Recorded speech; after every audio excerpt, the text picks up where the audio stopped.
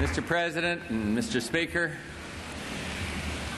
and members of the United States Congress, and distinguished guests, fellow Americans, thank you very much for that warm welcome. We gather tonight, witness to events in the Persian Gulf as significant as they are tragic. In the early morning hours of August 2nd, following negotiations and promises by Iraq's dictator, Saddam Hussein, not to use force, a powerful Iraqi army invaded its trusting and much weaker neighbor, Kuwait. Within 3 days, 120,000 Iraqi troops with 850 tanks had poured into Kuwait and moved south to threaten Saudi Arabia. It was then that I decided to act to check that aggression. At this moment, our brave servicemen and women stand watch in that distant desert and on distant seas, side by side with the forces of more than 20 other nations.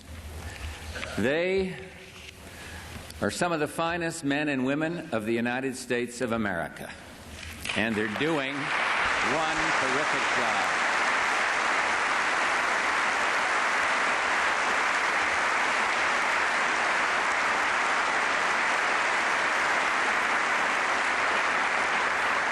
These valiant Americans were ready at a moment's notice to leave their spouses and their children to serve on the front line halfway around the world.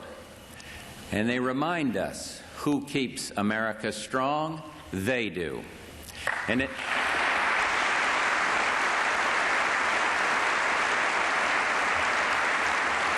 in the trying circumstances of the Gulf, the morale of our servicemen and women is excellent. In the face of danger, they are brave, they're well-trained, and dedicated. A soldier, Private First Class Wade Merritt of Knoxville, Tennessee, now stationed in Saudi Arabia, wrote his parents of his worries, his love of family, and his hope for peace. But Wade also wrote, "I am proud of my country and its firm stance against inhumane aggression. I am proud of my Army and its men. I am proud to serve my country." Well, let me just say, Wade, America is proud of you and is grateful to every soldier, sailor, Marine, and airman serving the cause of peace in the Persian Gulf.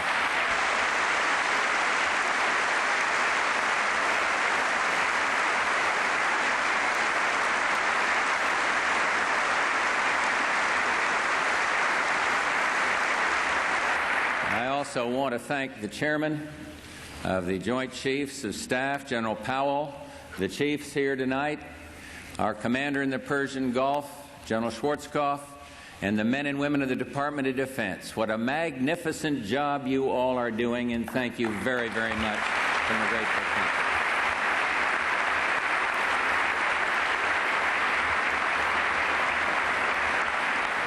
I wish I could say that their work is done, but we all know it's not. So if there ever was a time to put country before self and patriotism before party, the time is now. And let me thank all Americans, especially those here in this chamber tonight, for your support for our armed forces and for their mission. That support will be even more important in the days to come. So tonight, I want to talk to you about what's at stake, what we must do together to defend civilized values around the world and maintain our economic strength at home. Our objectives in the Persian Gulf are clear, our goals defined and familiar. Iraq must withdraw from Kuwait completely, immediately, and without condition.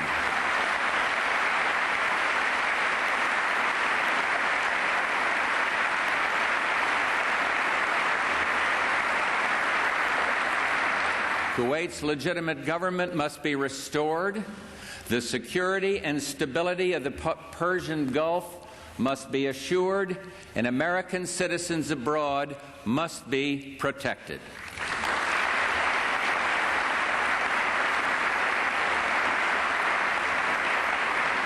These goals are not ours alone. They've been endorsed by the United Nations Security Council 5 times in as many weeks. Most countries share our concern for principle, and many have a stake in the stability of the Persian Gulf. This is not, as Saddam Hussein would have it, the United States against Iraq. It is Iraq against the world. And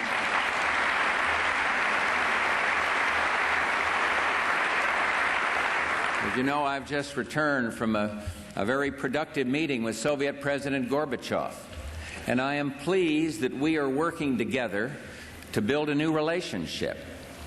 In Helsinki, our joint statement affirmed to the world our shared resolve to counter Iraq's threat to peace. Let me quote, "We are united in the belief that Iraq's aggression must not be tolerated. No peaceful international order is possible if larger states can devour their smaller neighbors. Clearly, no longer can a dictator count on East-West confrontation to stymie concerted United Nations action against aggression."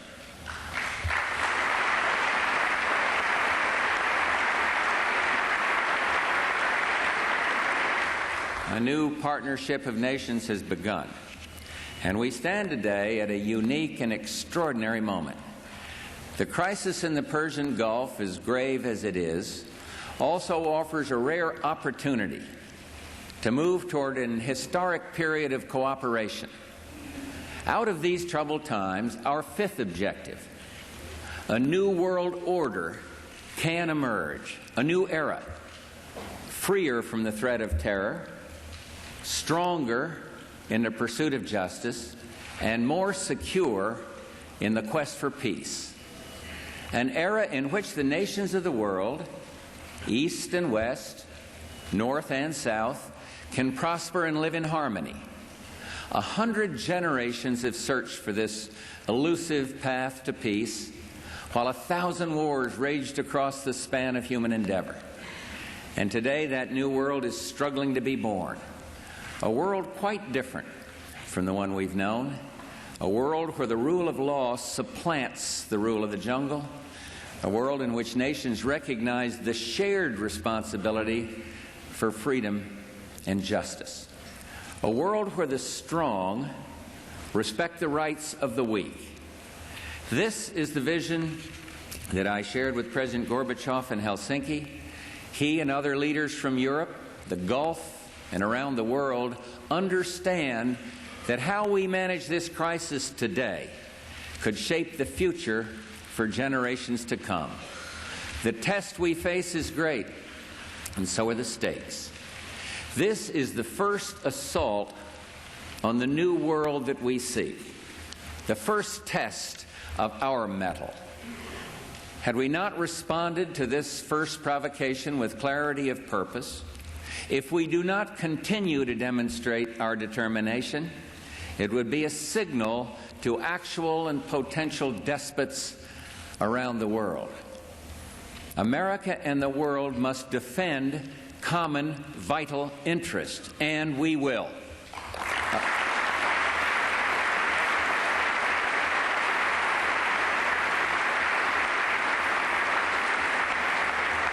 America and the world must support the rule of law, and we will.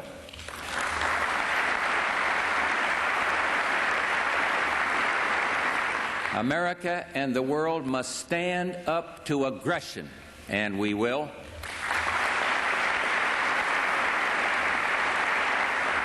And one thing more, in the pursuit of these goals, America will not be intimidated.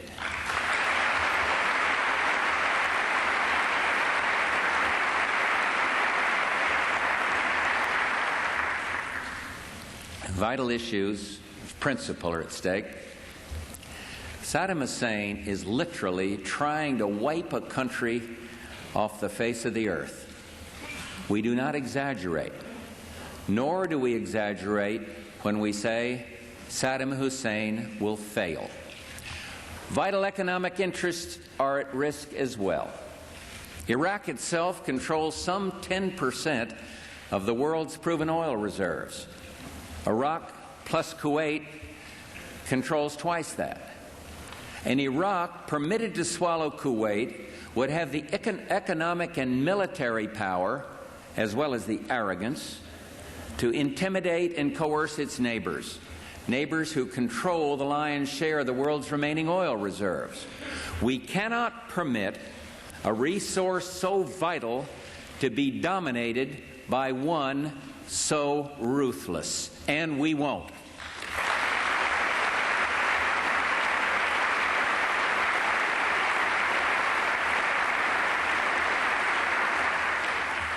Recent events have surely proven that there is no substitute for American leadership.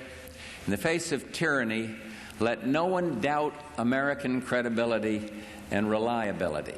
Let no one doubt our staying power. We will stand by our friends. One way or another, the leader of Iraq must learn this fundamental truth.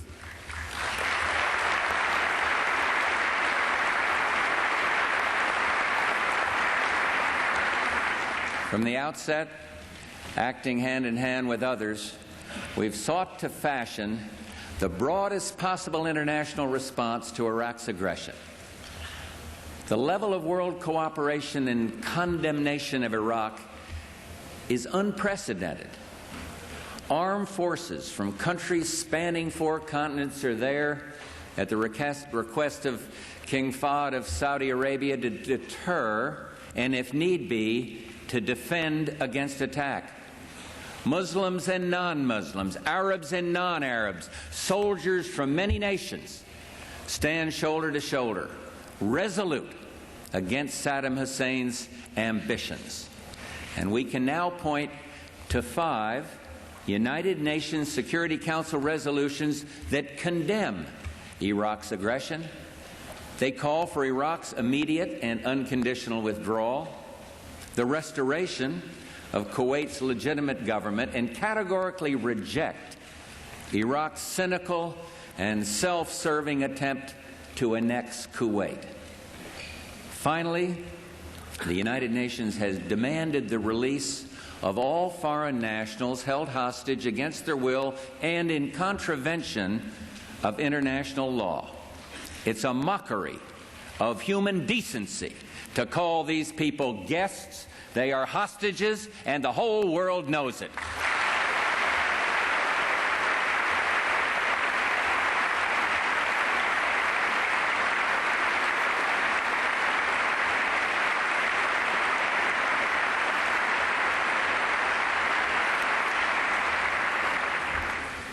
Prime Minister Margaret Thatcher, our dependable ally, said it all.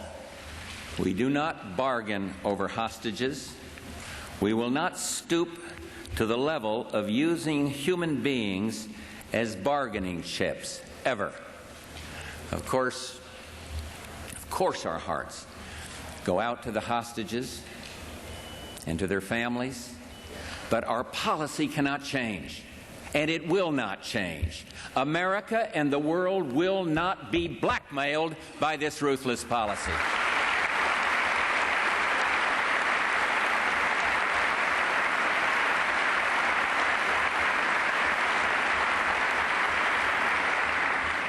We're now in sight of a United Nations that performs as envisioned by its founders. We owe much to the outstanding leadership of Secretary General Javier Pérez de Cuellar. The United Nations is backing up its words with action. The Security Council has imposed mandatory economic sanctions on Iraq, designed to force Iraq to relinquish the spoils of its illegal conquest. The Security Council has also taken the decisive step of authorizing the use of all means necessary to ensure compliance with these sanctions. Together with our friends and allies, ships of the United States Navy are today patrolling Mideast waters, and they've already intercepted more than 700 ships to enforce the sanctions. 3 regional leaders I spoke with just yesterday told me that these sanctions are working. Iraq is feeling the heat. We continue to hope that Iraq's leaders will recalculate just what their aggression has cost them. They are cut off from world trade, unable to sell their oil, and only a tiny fraction of goods gets through. The communique with President Gorbachev made mention of what happens when the embargo is so effective that children of Iraq literally need milk, or the sick truly need medicine. Then, under strict international supervision that guarantees the proper destination, then food will be permitted. At home, the material cost of our leadership can be steep. And that's why Secretary of State Baker and Treasury Secretary Brady have met with many world leaders to underscore that the burden of this collective effort must be shared, and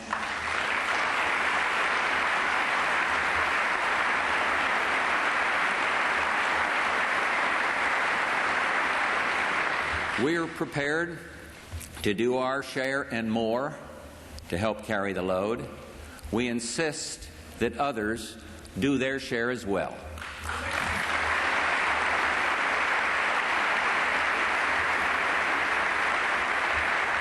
The response of most of our friends and allies has been good. To help defray costs, the leaders of Saudi Arabia, Kuwait, and the UAE, the United Arab Emirates, have pledged to provide our deployed troops with all the food and fuel they need, and generous assistance will also be provided to stalwart frontline nations such as Turkey and Egypt. And I'm also heartened to report that this international response extends to the neediest victims of this conflict, those refugees. For our part, we've contributed $28 million for relief efforts, and this is but a portion of what is needed. I commend in particular Saudi Arabia, Japan, and several European nations who have joined us in this purely humanitarian effort. There's an energy-related cost to be borne as well. Oil-producing nations are already replacing lost Iraqi and Kuwaiti output. More than half of what was lost has been made up, and we're getting superb cooperation.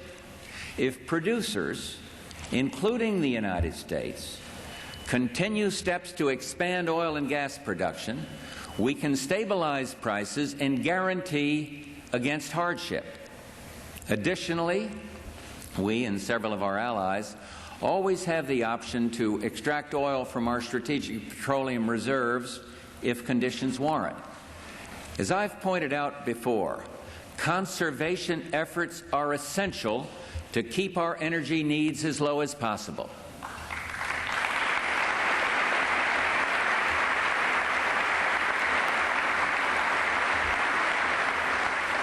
And we must then take advantage of our energy sources across the board: coal, natural gas, hydro, and nuclear.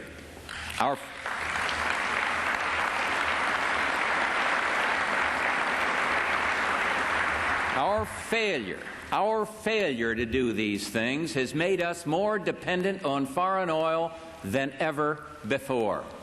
And finally, let no one even contemplate profiteering from this crisis. We will not have it.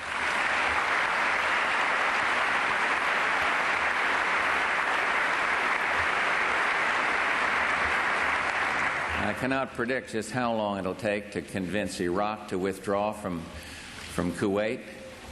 Sanctions will take time to have their full intended effect.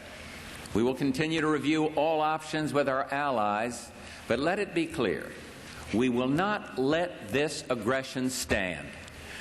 Our interest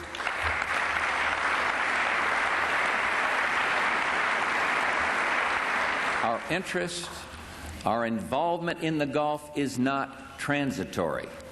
It predated Saddam Hussein's aggression and will survive it. Long after all our troops come home, and we all hope it's soon, very soon, there will be a lasting role for the United States in assisting the nations of the Persian Gulf. Our role then, to deter future aggression. Our role is to help our friends in their own self-defense, and something else, to curb the proliferation of chemical, biological, ballistic missile, and above all, nuclear technologies.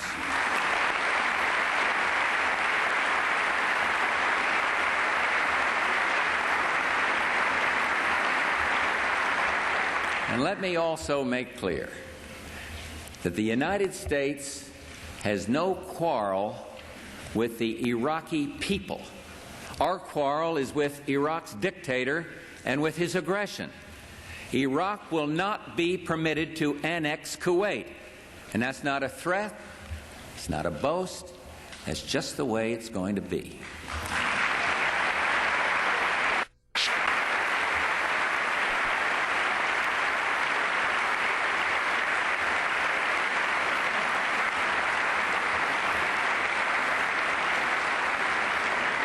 Our ability to function effectively as a great power abroad depends on how we conduct ourselves at home. Our economy, our armed forces, our energy dependence, and our cohesion all determine whether we can help our friends and stand up to our foes. For America to lead, America must remain strong and vital. Our world leadership and domestic strength are mutual and reinforcing. A woven piece, strongly bound as old glory. To revitalize our leadership capacity, we must address our budget deficit, not after Election Day or next year, but now.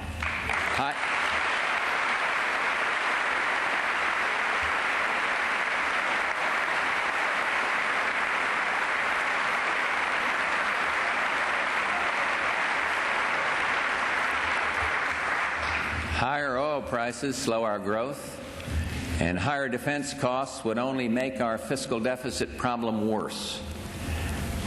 That deficit was already greater than it should have been, a projected $232 billion for the coming year. It will be reduced. To my friends in Congress, together we must act this very month, before the next fiscal year begins on October 1st, to get America's economic house in order. The Gulf situation helps us realize we are more economically vulnerable than we ever should be. Americans must never again enter any crisis, economic or military, with an excessive dependence on foreign oil and an excessive burden of federal debt.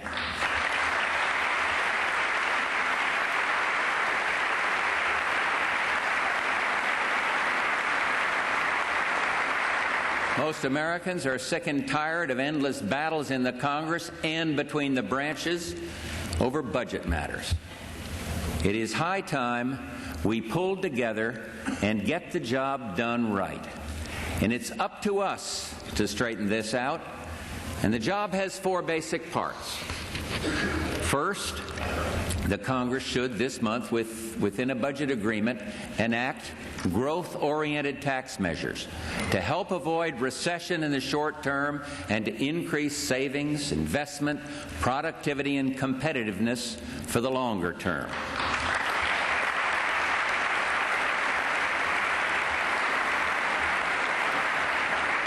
These measures include extending incentives for research and experimentation, expanding the use of IRAs for new homeowners, establishing tax-deferred family savings account, creating incentives for the creation of enterprise zones and initiatives to encourage more domestic drilling, and yes, reducing the tax rate on capital gains.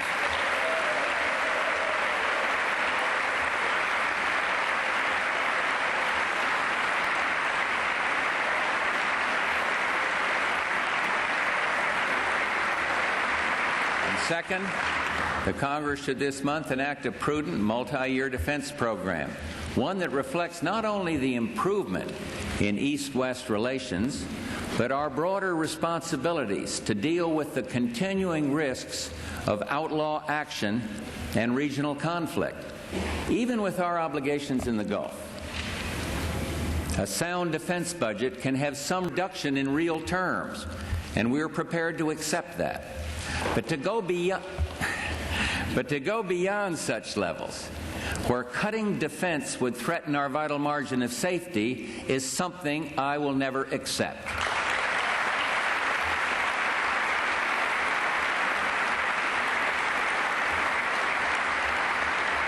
The world is still dangerous, and surely that is now clear. Stability is not secure. American interests are far-reaching. Interdependence has increased. The consequences of regional instability can be global.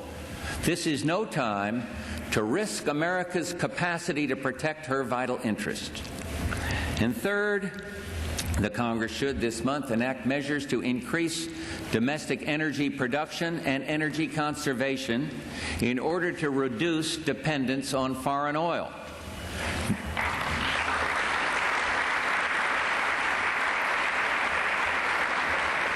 These measures should include my proposals to increase incentives for domestic oil and gas exploration, fuel switching, and to accelerate the development of the Alaskan energy resources without damage to wildlife.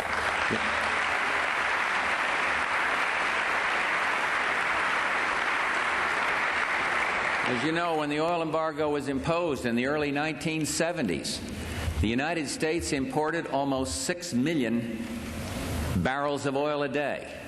This year, before the Iraqi invasion, U.S. imports had risen to nearly 8 million barrels per day, and we'd moved in the wrong direction. And now we must act to correct that trend. And fourth, the Congress should this month enact a 5-year program to reduce the projected debt and deficits by $500 billion. That's by $500 billion. And if, with the Congress, we can develop a satisfactory program by the end of the month, we can avoid the acts of sequester, deep, across-the-board cuts that would threaten our military capacity and risk substantial domestic disruption.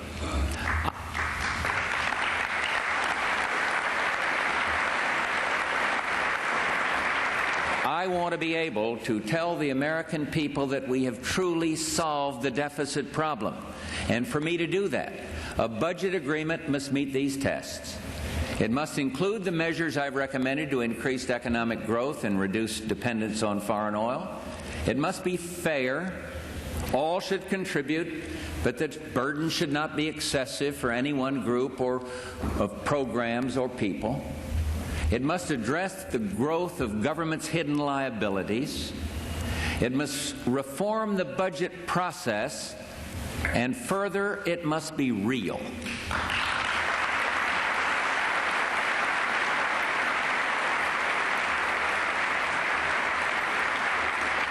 I urge Congress to provide a comprehensive 5-year deficit reduction program to me as a complete legislative package with measures to assure that it can be fully enforced. America is tired of phony deficit reduction or promise now, save later plans.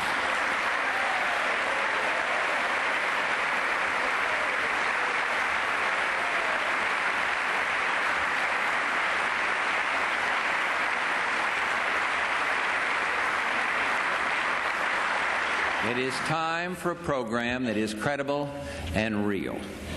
And finally, to the extent that the deficit reduction program includes new revenue measures, it must avoid any measure that would threaten economic growth or turn us back towards the days of punishing income tax rates. And that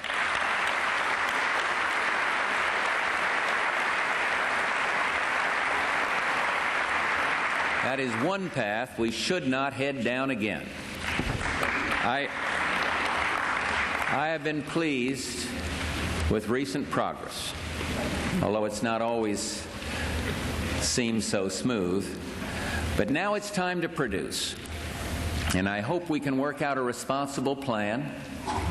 But with or without agreement from the Budget Summit, I ask both houses of the Congress to allow a straight up or down vote on a complete $500 billion deficit reduction package not later than September 28th.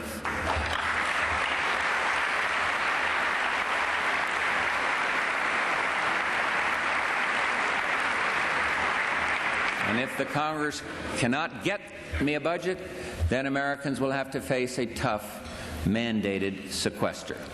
I'm hopeful, in fact, I'm confident that the Congress will do what it should, and I can assure you that we in the executive branch will do our part. In the final analysis, our ability to meet our responsibilities abroad depends upon political will and consensus at home. It's never easy in democracies, where we govern only with the consent of the governed. And although free people in a free society are bound to have their differences, Americans traditionally come together in times of adversity and challenge. Once again, Americans have stepped forward to share a tearful goodbye with their families before leaving for a strange and distant shore. At this very moment, they serve together with Arabs, Europeans, Asians, and Africans in defense of principle and the dream of a new world order. And that's why they sweat and toil in the sand and the heat and the sun.